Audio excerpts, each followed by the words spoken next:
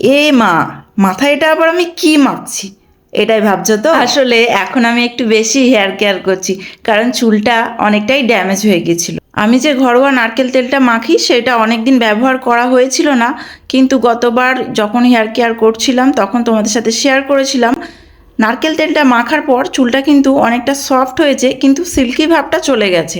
ইদানিংকালে সোশ্যাল মিডিয়াতে ফ্লেক্সিড জেলটা খুবই ভাইরাল হচ্ছে, তাই ভাবলাম চলো আমিও ট্রাই করে দেখি। অ্যামাজন থেকে অনেক আগেই ফ্লেক্সিডটা কিনে নিয়েছিলাম।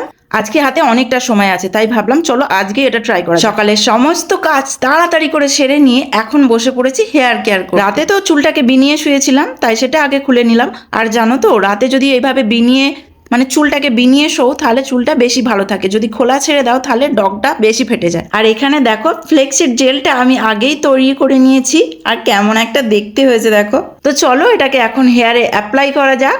সোশ্যাল মিডিয়াতে আমি যতগুলো ফ্লেক্সিড জেলের ভিডিও দেখেছি সবারই রিভিউ খুব ভালো ছিল, তাই ভাবলাম আমিও ট্রাই করতে দেরি করব না। আর এই জেলটা স্ক্যাল্পেও লাগানো যাবে, তাই আমি একেবারে পুরো চুলটায় খুব ভালোভাবে লাগিয়ে নেব। আর এটা যতক্ষণ আমি চুলে অ্যাপ্লাই করছি, চলো তোমাদের সাথে শেয়ার করি এই জেলটা আমি কিভাবে বানিয়েছি। এটা হলো সেই ফ্লেক্সিডটা যেটা আমি অ্যামাজন থেকে অর্ডার করেছিলাম। এটা এসেছিল 500 গ্রাম, দামটা আমার ঠিক মনে নেই। তো চলো এটা তৈরি করি। প্রথমে জল বসিয়ে নিলাম একটা প্যানেতে, এবার এর মধ্যে দিয়ে দেবো এই ফ্লেক্সিডটা।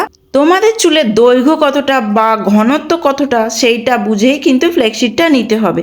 এখানে আমি আমার চুলের ঘনত্ব অনুযায়ী 3 চামচ ফ্লেক্সিড নিয়েছিলাম। ফ্লেক্সিডটা জলেতে আমি 5 মিনিট মতো ফুটিয়ে নিয়েছিলাম। 5 মিনিট পরেই দেখলাম জলটা পুরো গাঢ় হয়ে গিয়েছিল। এই গরম অবস্থাতেই কিন্তু আমাদের এই জেলটাকে একটা বাটিতে ছেঁকে নিতে হবে, নইলে পরে কিন্তু আরও গাঢ় হয়ে যাবে, তখন আর ছাঁকা যাবে না। তো চলো, গোটা চুলে আমার এই ফ্লেক্সিড জেলটা পুরোটা অ্যাপ্লাই করা হয়ে গেছে।